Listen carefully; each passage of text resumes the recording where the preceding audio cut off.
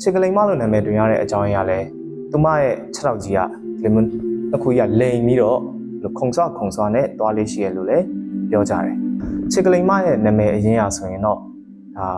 မေကာကလို့ခေါ်ကြရပါတော့ဒီကြောပေါက်ကြီးတရေဟာဆိုရင်ပေါ့နော်ကျွန်တော်တို့ငယ်တုန်းကစတိတ်ကျောင်းသားဘဝတုန်းကလည်းလူငယ်တွေအချင်းချင်းပြောဆိုစားနောက်ခဲ့တဲ့တရေတစ်ကောင်ထဲမှာပါတယ်ဘယ်လိုပြောလဲဆိုရင် land corridor ကိုသွားမယ်ဆိုရင်မင်းတို့ကြောပေါက်ကြီးကိုတွေ့မယ်မင်းတို့ဘယ်ကိုမသွားနဲ့ကြောပေါက်ကြီးကိုတွေ့မယ်စသဖြင့်ပြောလို့ရှိတဲ့တရေပေါ့နော်ဒီကြောပေါက်ကြီးတရေရဲ့ဇလံဟာဆိုရင်ကျွန်တော်တို့ရန်ကုန်တက္ကသိုလ်ကနေစခဲ့တယ်လို့လည်းတချို့ကပြောကြတယ်ဆိုတော့ငယ်ငယ်တုန်းကကျွန်တော်တို့လာကွယ်ညတွေလာမိုင်းညတွေရောက်လာပြီဆိုရင်ဒါအုံမုတ်ခွတ်တရေကိုတူတူတငယ်ချင်းတွေစုပြီးခေါ်ကြတာမျိုးလည်းရှိတယ်အဲ့ဒီမှာအုံမုတ်ခွတ်တရေနင်ရှိလားအဲ့လိုမျိုးပြောတာပေါ့နော်ဒီတိုင်းပြောလို့လည်းရမှာမဟုတ်ဘူးအဲ့ဒါဘာလဲဆိုရင်အုံမုတ်ခွတ်တစ်ခုကိုအဲ့အနားမှာချထားတယ်ချထားပြီးတော့အကုန်လုံးကအဲ့ဒီအုံမုတ်ခွတ်ကို6ယောက်နဲ့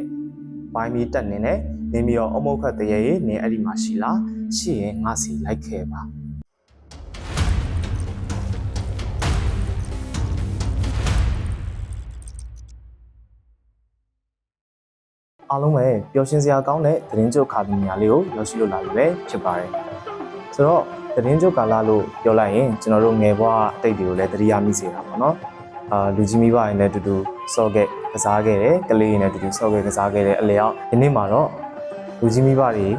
ဂျားထဲမှာရောကလေးတွေဂျားထဲမှာရောရေပန်းစားပြီးတော့အတူတူပြောဆိုခဲ့ကြတဲ့တရေ၃កောင်အကြောင်းကိုဒီနေ့မှာပြောပြမှာပဲဖြစ်ပါတယ်ဗီဒီယိုလေးကိုဆုံးလိုက်ကြည့်ကြည့်အောင်နံပါတ်1ချစ်ကလေးမဆိုတော့ချစ်ကလေးမတရေတယ်လို့အများစုသိကြတဲ့ဒီတရေအကြောင်းကိုပြောမယ်ဆိုရင်တော့အမျိုးမျိုးဌာနတွေပြောတဲ့စကားတွေလည်းရှိတယ်တချို့ကပုံမြင်တဲ့ဘယ်ပြောတဲ့စကားတွေလည်းအမျိုးမျိုးရှိကြတယ်ပေါ့နော်ချစ်ကလေးမလို့နာမည်တွင်ရတဲ့အကြောင်းအရာလဲသူမရဲ့6ထောက်ကြီးကလေမွန်တစ်ခုကြီးကလိန်ပြီးတော့ခုံစွာနဲ့သွားလေးရှိရလို့လည်းပြောကြတယ်ချစ်ကလေးမရဲ့နာမည်အရင်အရဆိုရင်တော့ဒါမေကာကလို့ခေါ်ကြရပေါ့နော်ကာကဆိုတဲ့စကားဆိုရင်ကျွန်တော်တို့ပါဠိကနေစဉ်းစားလာတာဖြစ်ပြီးတော့ပါဠိဘာသာစကားဖြစ်တယ်ပေါ့နော်ပါဠိဘာသာစကားမှာအဓိပ္ပာယ်ကတော့ကြီးကန်းဆိုတဲ့အဓိပ္ပာယ်ရတယ်ကြီးကန်းဆိုတဲ့အဓိပ္ပာယ်အတိုင်းပဲသူမဟာမွေးကလေးကမဲတူးနေတဲ့အတွက်မိခင်ဖြစ်သူပါဆိုရင်မဲတူးနေတဲ့ကလေးလေးကိုကြည့်ပြီးဟာမကောင်းဆိုးပါပဲဆိုရတခါတည်းတွေးပြီးတော့အဲ့ဒီကလေးဖြစ်သူကိုမြင်တာနဲ့ထိတ်လန့်ပြီးတော့အဲ့ဒီမှာနေသွေးလန့်ပြီးတေဆုံးသွားခဲ့တယ်အဲ့တော့သူမရဲ့ဖခင်ဖြစ်တဲ့သူဟာဆိုရင်ဒီကလေးအဲ့မဲတုံးလေးကိုကြည့်ပြီးတော့ပထမတော့မွေးမယ်လို့တယ်နောက်တော့ဘလို့မှမွေးခြင်းစိတ်မရှိတာနဲ့ဒီကလေးမလေးကိုရသေးတစ်ပါးစီကိုသွားပြီးအနံခဲ့တယ်အဲ့တော့သူမအသက်အရွယ်ရလာတဲ့အချိန်လဲရောက်တော့ဒါတိုင်းပြည်တပြည်ရပါတော့အိမ်ရှိဆန်မင်းသားတူသူ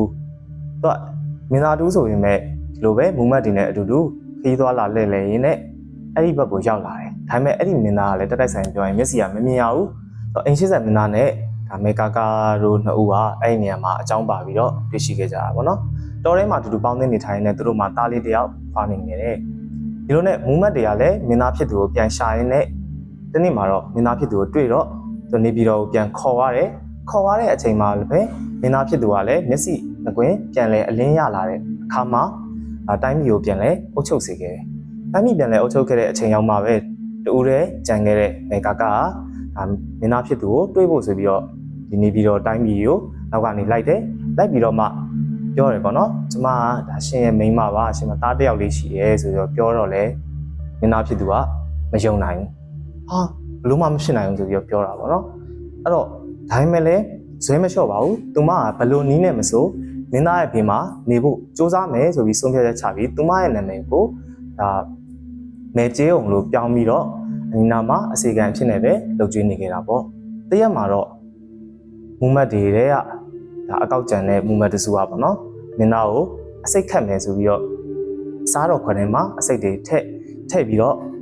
့လာပြီးဆက်တာတဲ့အချိန်မှာမင်းသားဖြစ်သူရဲ့ဒါစားတော်ခွက်ကိုသူမစားပြရတာပေါ့နော်ဆိုတော့အစိတ်ခတ်ထားတဲ့ဟာကိုသူကစားပြီးတော့အဲ့ဒီနေရာမှာပဲသူမကမေ့မျောသွားခဲ့တယ်ဆိုတော့ရုတ်တရက်မေ့မျောသွားခဲ့တာကိုသူမကိုတေးပြီးဆိုပြီးတော့မူမတ်တွေကလည်းနှာခေါင်းတွေပါဆန်းကြည့်ပြီးတေးပြီးဆိုတာတေးကြတာနဲ့တကြိုတဲ့နေရာကိုပို့လိုက်တယ်ပို့ပြီးတော့မီးတွေပါတွေကိုအဲ့လိုမျိုးရှို့တယ်ပေါ့နော်မီးရှို့ပြီးတော့အဲ့လိုမျိုးနေနေတဲ့အချိန်မှာရုတ်တရက်မေကာကရဲ့သားလေးဖြစ်သူကကလေးလေးတဘာဝသူ့ဟာသူထပြီးငိုပါလေရောအဲ့ဆိုငိုတဲ့အခါမှာမေကာကအဲ့ဒီငိုတန်ကိုကြားပြီးတော့ရုတ်တရက်ကောက်ပြီးတော့ထလာခဲ့တယ် ဆိုတော့အဲ့ဒီလိုထလာတာကိုမူမတ်တွေကမြင်ပြီးတော့ထနေတဲ့ပုံစံကလည်းဒါအလောင်းကောင်ကိုကျိုးနဲ့ခြိထားတယ်ခြေထောက်တွေကိုလည်းတုတ်ထားပြီးတော့ဒီထလာတဲ့ပုံစံကခုံဆွဖြစ်နေတော့မူမတ်တွေကကြည့်ပြီးတော့ဟာဖုတ်ဝင်တာပဲဆိုပြီးတော့အကုန်လုံးကဝိုင်းပြီးပြောခဲ့ကြတာပေါ့ဒါပေမဲ့တကယ်တော့သူမဖုတ်ဝင်တာမဟုတ်ပဲဒီလိုပဲသူသားလေးရဲ့ဇောနဲ့သူမထတာဖြစ်တယ်အဲ့တော့ရဲမက်တွေကလည်းအပေါင်းပါရင်းနဲ့အတူတူပါပေါ့နော်မေဂါကားရဲ့နောက်ကိုလုံးဝဒါနှိမ်နှင်းဖို့ဆိုပြီးတော့နောက်ကနေလိုက်တဲ့မေဂါကားဖြစ်သူကလည်းသူမရဲ့သားလေးစီကိုမရရအောင်ပြေးတယ်အဲ့လိုပြေးလိုက်လုံနေတဲ့အချိန်မှာဒါလမ်းမှာဘာတွေ့လဲဆိုရင်မြောင်းအကျယ်တစ်ခုတွေ့ရပေါ့နော်အဲ့ဒီမြောင်းအကျယ်ကိုတွေ့တဲ့အချိန်မှာသူမကဒီခုနရဲမက်တွေလက်ကနေလွတ်ဖို့ရအတွက်သူမရဲ့တစ္ဆာကိုဘယ်လိုဆိုသလဲဆိုရင်ကျမဒီခုနမင်းသားဖြစ်သူရဲ့သားလေးရဲ့ကိုတကယ်ကိုရှင်တဲ့ကတကွချစ်တာမှန်ပါတယ်အဲ့လိုမှန်တယ်ဆိုရင်ဒီမြောင်းကိုချက်ချင်းခုံနိုင်ပါစေတာလို့ဆုတောင်းလိုက်တာချက်ချင်းလွှားကနေဟိုဘက်မြောင်းကိုချက်ချင်းခုံခဲ့နိုင်တယ်အဲ့ဒီခါမှာရဲမက်တွေကတော့နောက်ကနေမဲရအောင်ဆက်လိုက်တယ်ဒီလိုခုံနေတဲ့ပုံစံကိုတိုက်ဆိုင်မြင်လိုက်တာလည်းမင်းသားဖြစ်နေတော့ဆိုတော့မင်းသားဖြစ်သူကအဲ့ဒီမှာတေချာကြည့်ပြီးတော့မေးတယ်ပေါ့နော်ဟာနင်ဒါဆိုအစကတည်းကငါးစီမှာလာပြီးတော့ဖုတ်ဘွားတရေဘွားနဲ့လာပြီးတော့တွေ့ကတ်နေရလားအဲ့လိုမျိုးပြောပြီးအမျိုးမယုံနိုင်တဲ့စကားတွေနဲ့ပြောတယ်ပေါ့နော်အဲ့လိုနဲ့မေဂါကသွားရင်းနဲ့ညောင်းငယ်တစ်ခုအရောက်မှာတော့မင်းသားဖြစ်သူကလည်းသူမကိုမယုံကြည်နိုင်တာဆိုတာအဲ့ဒီမှာသဘောပေါက်လာတဲ့အခါမှာအဲ့ဒီနေရာမှာပဲရှင်ခွင်းလာကြပြီးတော့ဒီညောင်းငယ်ထဲမှာပြုတ်ကျပြီးတော့တေဆုံးသွားခဲ့တာပဲဖြစ်တယ်အဲ့တော့သူမရဲ့ဇလံဆိုရင်ဒီလိုမျိုးဆွဲလန်းစိတ်နဲ့တေဆုံးခဲ့တဲ့အတွက်အဲ့ဒါခုနပြောတဲ့တရေမှဖြစ်သွားတယ်ဆိုပြီးတော့အများစုကပြောကြတယ်အဓိကအဖြစ်ကျွန်တော်တို့လူကြီးသူမတွေရောငငယ်တုန်းကကြားခဲ့ရတဲ့ပုံမြင်တွေသဘောအရဆိုရင်တော့ဒါသူမကအိန္ဒိယအမျိုးသမီးတစ်ယောက်ဖြစ်ပြီးဒီ6လောက်မှာဆိုရင်လည်းအိန္ဒိယအမျိုးသမီးတွေဝတ်တဲ့ဒါလက်ဝတ်တန်စာတွေပေါ့နော်အဲ့လိုမျိုးအတန်တွေနဲ့ချင်းလိုက်တဲ့အခါမှာလည်းအဲ့လိုချင်းနဲ့အတန်တွေကအများတန်းပါလိရှိရလို့ပြောပါတယ်ဒီတော့ချစ်ကလေးမတဲရဆိုရင်ဘယ်လို6တက်တယ်လဲဆိုရင်သူမအဓိကအဖြစ်ပေါ့နော်အမျိုးသမီးငယ်ရဲ့ကလေးငယ်တွေကိုပို့ပြီးတော့တားကတ်ထားပြီး6လမ်းလေးရှိရလို့ပြောတယ်များသောအားဖြင့်တော့ဒီအိမ်သာအနားတွေတို့ဘာတို့မှသွားလိုက်ရင်ငယ်တုန်းကကျွန်တော်လူကြီးတွေကပြောတယ်ပေါ့နော်ချစ်ကလေးမတဲကြီးလာတော့မယ်ချစ်ကလေးမတဲကြီးလာတော့မယ်ပြေးဆိုပြီးတော့ပြောတာမျိုးရှိတယ်ပေါ့အဲ့တော့တကယ်တော့ဆိုရိုးစကားတွေကသူမလိုက်တယ်ဆိုရင်လေသူမကခုနပြောတဲ့6လောက်ကိုလိန်ထားတဲ့ပုံစံနဲ့ခုံဆွလိုက်လို့ရှိပြီးအင်မတန်မှအပြေးမြန်တယ်လို့လည်းပြောလို့ရှိကြတယ်ပေါ့နော်သူမဆိုရင်လိုက်နေရင်လည်းပါဇက်ကဘယ်လိုမေးလေးရှိလဲဆိုရင်ညောင်းကြီးလားညောင်းငယ်လားတခုတော့ရွေးရမယ်ညောင်းကြီးလားညောင်းငယ်လားအများနဲ့မေးလေးရှိတယ်အဲ့လိုမေးတဲ့အခါမှာဒါဖြေတဲ့သူဘက်ကအချောက်ခံရတဲ့သူဘက်ကနေလဲပေါ့နော်ညောင်းငယ်လို့ဖြေမယ်ဆိုရင်တော့အဲ့ညောင်းငယ်ကနေကြော်မှသာသူမရဲ့လက်ကနေလွမြောက်မှာဖြစ်တယ်တကယ်လို့ညောင်းကြီးလို့ဖြေတယ်ဆိုရင်လည်းသူမရဲ့လက်ကနေလွမြောက်ဖို့ရအဲ့ဒီညောင်းကြီးကိုကြော်ပြီးမှသာလွမြောက်မှာဖြစ်တယ်ပေါ့နော်ဆိုတော့အဲ့နှစ်ခုတွေကမှာတော့နည်းနည်းအဆင်ပြေမယ်လို့မြင်တာကတော့ညောင်းငယ်လို့ဖြေတာတော့နည်းနည်းပြင်နေတယ်ပါဒါပါတော့ဒါကတော့ကျွန်တော်တို့တွေးမိတဲ့ဟာလေးပြောတာပေါ့နော်လိုပဲဖြစ်ပါကျွန်တော်တို့ဒီချစ်ကလေးမတည်းရဲ့ပုံမြင်ရဆိုရင်ငယ်တုန်းကကျွန်တော်တို့လူငယ်တွေအချင်းချင်းရောကလေးတွေအချင်းချင်းရောတွေ့တဲ့အခါမှာဒါမပါမဖြစ်ပေါ့နော်တရေအကြောင်းလာမိုင်းညတွေညတကောင်တွေအဲ့ဒီအချိန်တွေမှာမပါမဖြစ်တရေအကြောင်းဖြစ်ခဲ့တယ်ပေါ့ဒါငယ်တုန်းကပေါ့နော်ကျွန်တော်တို့လူငယ်တွေအချင်းချင်းစုဝေးတဲ့အခါမှာဒီတရေမကိုလည်းဒါစသလိုနောက်သလိုနဲ့ရောတချို့ကအတီရောခေါ်ကြတဲ့ဟာရှိတယ်ပေါ့နော်သူမကိုခေါ်လို့ရတဲ့ကြပြလေးရဆိုရင်ကျွန်တော်တို့လာမိုက်ချင်းညညနဲ့လူ9ယောက်လက်ချင်းဆက်အုံးမင်လက်ဝဲရ9ဘက်ခြေကလေးမထွက်လို့ခေါ်လိုက်ရင်အဲ့လိုမျိုးခေါ်ပြီးတော့ဒါအတကုံပြေးရတယ်ပေါ့နော်အဲ့လိုမျိုးခေါ်လို့ရတယ်လို့တော့ပြောကြတယ်နံပါတ်1ကြောပေါက်ကြီးဒီကြောပေါက်ကြီးတရေဟာဆိုရင်ပေါ့နော်ကျွန်တော်တို့ငယ်တုန်းက state ကျောင်းသားဘဝတုန်းကလည်းလူငယ်တွေအချင်းချင်းပြောဆိုစားနောက်ခဲ့တဲ့တရေတကောင်တွေမှာပါတယ်ဘယ်လိုပြောလဲဆိုရင် land corridor ကိုသွားမယ်ဆိုရင်မင်းတို့ကြောပေါက်ကြီးကိုတွေ့မယ်မင်းတို့ဘယ်ကိုမသွားနဲ့ကြောပေါက်ကြီးကိုတွေ့မယ်စသဖြင့်ပြောလို့ရှိတဲ့တရေပေါ့နော်ဒီကြောပေါက်ကြီးတရေရဲ့ဇလံဟာဆိုရင်ကျွန်တော်တို့ရန်ကုန်တက္ကသိုလ်ကနေစခဲ့တယ်လို့လည်းသူကပြောကြတယ်ဆိုတော့အချိန်ကာလကတော့1981 1982ခုနှစ်အဲ့ဒီဝန်းကျင်ကာလလောက်မှာပေါ့နော်အမအမျိုးသမီးတူကသူမရဲ့ဒါဒေတာကောလိပ်ကနေပြီးတော့ရန်ကုန်တက္ကသိုလ်ပင်မစာသင်ဌာနကိုစပြီးပြောင်းလာတဲ့ကာလသူမဆိုရင်တရက်မှာတငယ်ချင်းတွေနဲ့အတူတူပေါ့နော်practical လုပ်တဲ့သူမရဲ့နေရာကနေပြီးတော့ သူမနေတဲ့အဆောင်ကိုတူတူပြန်ခဲ့ကြတဲ့အချိန်ပေါ့သွားနေတဲ့အချိန်မှာပေါ့နော်အဆောင်ရောက်ခံဒီသူမလိုအပ်တဲ့စာအုပ်တွေပေါ့နော်သူစစ်ကြည့်လိုက်တဲ့အခါမှာတော့မှစာအုပ်တအုပ်လိုနေခဲ့တယ်ပေါ့နော်မှတ်စုစာအုပ်လေးတအုပ်ပေါ့ဆိုတော့မှတ်စုစာအုပ်လေးတအုပ်ကအဲ့ဒီ practical ကမ်းမှာကြံခဲ့တာပဲလို့သူမသဘောပေါက်တော့အဲ့ဒီနေရာကိုပြန်သွားတယ်ပြန်သွားပြီးရောက်ချင်းကြည့်လိုက်တော့သူမတို့တူတူတငယ်ချင်းနဲ့တူတူပထမတော့အဲ့ဒီနေရာမှာရှိမနေခဲ့တဲ့လူကြီးတူပေါ့နော်ဟိုဘက်ဒီဘက်လမ်းလျှောက်နေတာဒီမှာတွေ့လိုက်ရတယ်ဆိုတော့အဲ့လူကြီးကိုတစ်ချက်ကြည့်လိုက်တော့လေဒီတိုင်းပဲတေးသေးချာလေးမမြင်ရဘူးဒါနဲ့သူမကလည်းပြုံးပြီးတော့ဦးလေးတမီးကတော့စာအုပ်လေးကြံခဲ့လို့လာရှာတာပါလို့ပြောပြီးသူ့ဘာသူသွားရှာကြည့်တယ်ပေါ့နော်ရှာကြည့်တဲ့အချိန်မှာဦးလေးဘက်ကဘာပြောလဲဆိုတော့အေးငါလည်းရှာနေတာကွာအဲ့နဲ့ကမလေးကပြန်မေးတယ်ပေါ့နော်